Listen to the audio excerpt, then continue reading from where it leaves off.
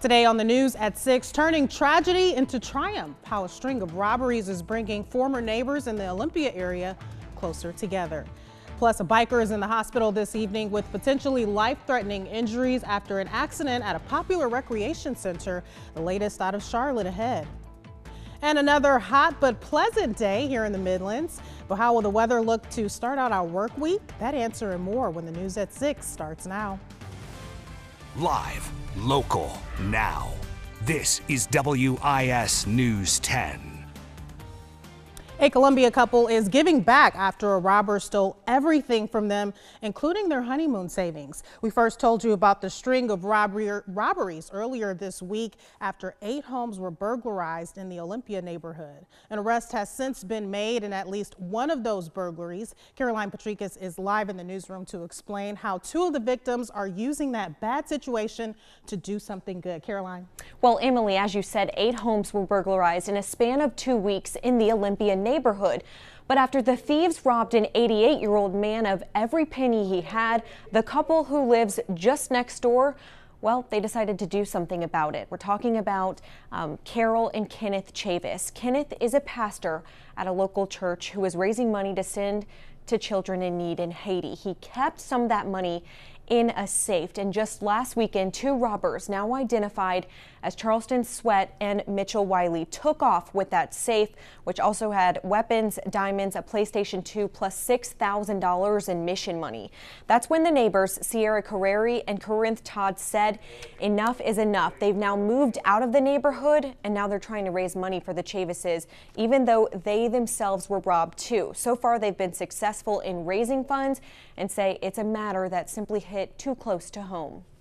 Our goal is to get $7,000 because I would love to bring him back more than what he lost, because he's kind of taken it on himself and on his heart and feels kind of guilty, like he's the reason why that's gone, and that just breaks my heart because it's, you know, not that case. And so I feel like God's got a plan, and I feel like we can help with it a lot, and we kind of opened the door for people who wanted to be able to help get on there.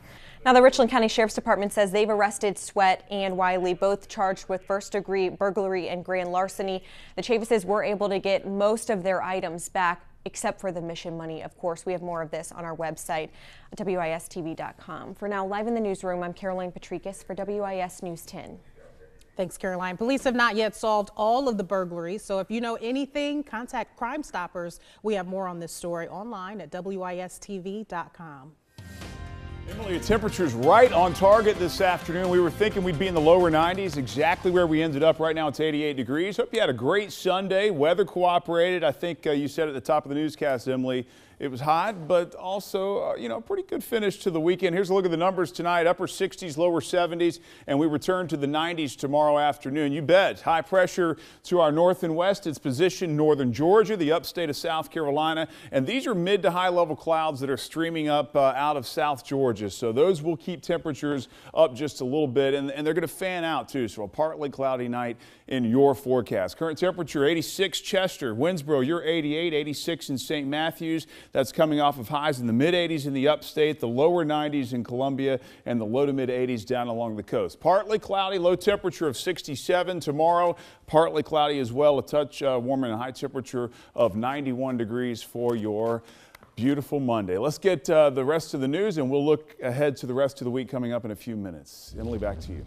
Sounds good. Thanks, Ben. New at 6, officers say they've arrested a man for breaking out several State House windows overnight. Police say 46-year-old Ernest Thompson admitted to breaking out the windows around 4 this morning.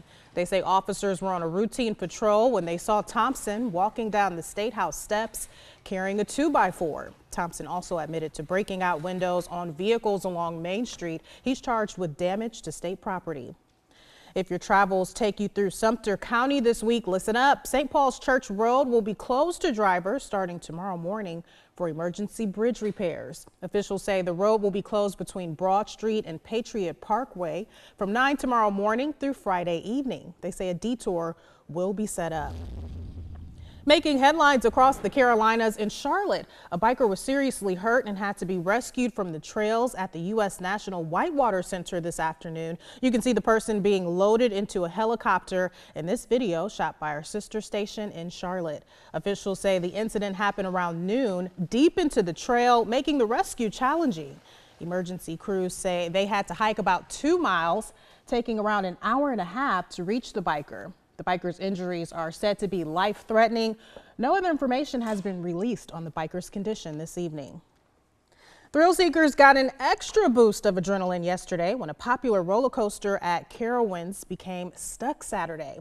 According to witnesses, riders had to walk off the Intimidator after the ride became stuck for nearly 30 minutes. Our sister station in Charlotte reports a worker used a bar to open up the lap belts, and the riders had to walk on the side of the ride and downstairs. No injuries were reported.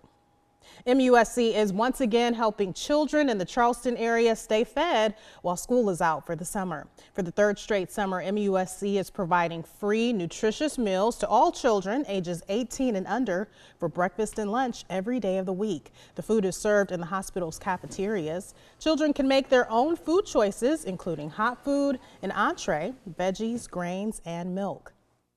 All healthcare institutions could be participating in this, and that's really exciting to think. If we have served 7,500 meals in the first 2 years, and then every other hospital in the nation started following suit, all of a sudden we're really helping to move the needle to fight food insecurity in our local communities. Here at home, kids can eat free this summer thanks to Lexington-Richland School District 5 Summer Food Service Program. It runs now until the beginning of August. Children ages 2 through 18 will be provided food without charge at several locations. Just a few of them are listed on your screen. Last year, the district served more than 50,000 meals. Members of the Senate Intelligence Committee are speaking out today, days after fired FBI Director James Comey gave a heated testimony on Capitol Hill. This as Attorney General Jeff Sessions plans to testify before the same committee on Tuesday. David Daniel reports. Well, at this point, I believe the FBI director. Just days after former FBI Director James Comey's dramatic testimony on Capitol Hill, 2 members of the Senate Intelligence Committee say they believe Comey was being truthful. In this kind of thing, he's not going to lie. It's just not in him to do this. I found Director Comey, former Director Comey's testimony to be candid, to be thorough. I believe that the information that he gave our committee is what he believed happened. Comey accused the president of asking him to back off the investigation into former National Security Advisor Michael Flynn and the nature of his ties to Russia. President Trump not only denied those claims, I will tell you, I didn't say that. He went on to accuse Comey of lying. Some of the things that he said just weren't true. Comey's sworn testimony also put the spotlight on Attorney General Jeff Sessions, who recused himself from overseeing the Russia investigation in early March. Sessions announced Saturday that he plans to testify on Tuesday before the Senate Intelligence Committee. However, one Senate member argues the panel best suited to look into any obstruction of justice is the Judiciary Committee. And I believe that the Judiciary Committee has the oversight responsibility for the Justice Department, and therefore it is very fitting for the Attorney General to appear there. I'm David Daniel reporting. On Twitter today, President Trump called Comey's testimony that he leaked the memo of one of his discussions with the president cowardly. Ahead on the news at 6, the host of a popular car show is recovering this evening after a scary car crash caught on camera. The latest on Richard Hammond's condition after the fiery crash. Plus, sunshine has been plenty this weekend in the Midlands, but how about to start our work week? A full look at your first alert forecast on the other side of the break. Welcome back. It's 6:11 and we look outside. Forecast is for sunshine, 30% chance Thursday, widely scattered, and then scattered storms. That feels like summertime, looks like summertime, smells like summertime, Emily, with a high of 92 and scattered storms Friday, scattered again Saturday and Sunday, temperatures near 90 degrees. Summer all around. Thanks, Ben. Caught on camera, a Florida construction worker is recovering after dangling off a high-rise building on a broken scaffolding for more than an hour. Around 11 a.m., 2 men were on a scaffolding of a high-rise under construction when one of the cords snapped. They were outside the 15th floor. Firefighters were able to pull the men safely onto the roof about an hour later. One of the workers was taken to a hospital for evaluation. The host of a popular car-themed TV show escaped serious injury after a fiery crash while filming in Switzerland. 47-year-old Richard Hammond was on a practice run for a race in an electric car when he crashed. Officials say Hammond was airlifted to the hospital with a fractured knee.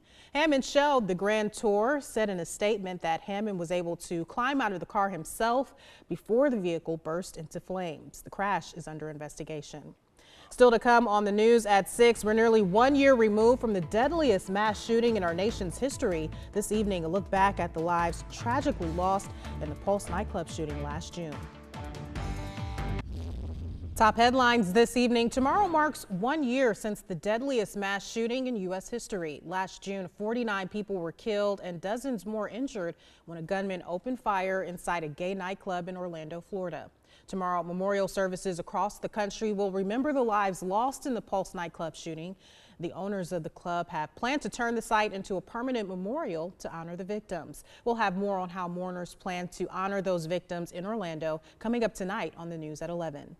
Nearly a year since the deadly attack in Orlando, people from across the U.S. took to D.C. in the Equality March for Unity and Pride. A sizable crowd was seen marching around the streets of Washington with a message for the White House. June marks LGBT Pride Month. 50 other sister marches are scheduled in cities across the country throughout this month.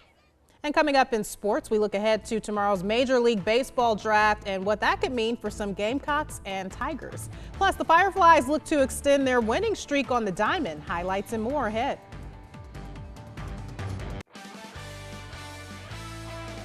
Sizzling down the stretch, the Fireflies closing out the first half of the season on a roll. Columbia entering the day riding a 7-game winning streak and just a game and a half out of first place for the division lead. Fireflies looking to take down the River Dogs at home today.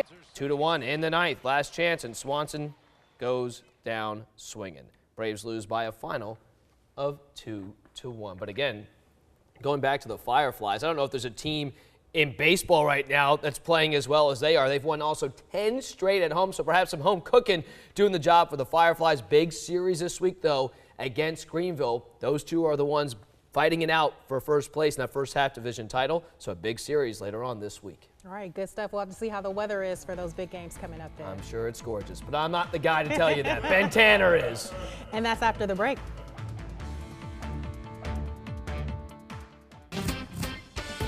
Trending now, people in Cincinnati just can't get enough of Fiona, the baby hippo at the Cincinnati Zoo. Saturday, people waited in line for hours at a local brewery to get a special brew paying tribute to the little hippo. The brewery says proceeds from Team Fiona IPA will benefit the Cincinnati Zoo.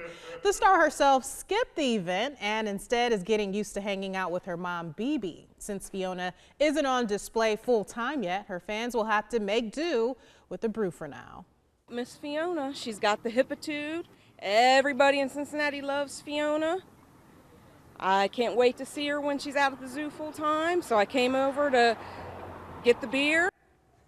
Fiona was born premature at the Cincinnati Zoo in January and has been getting round-the-clock care from zookeepers.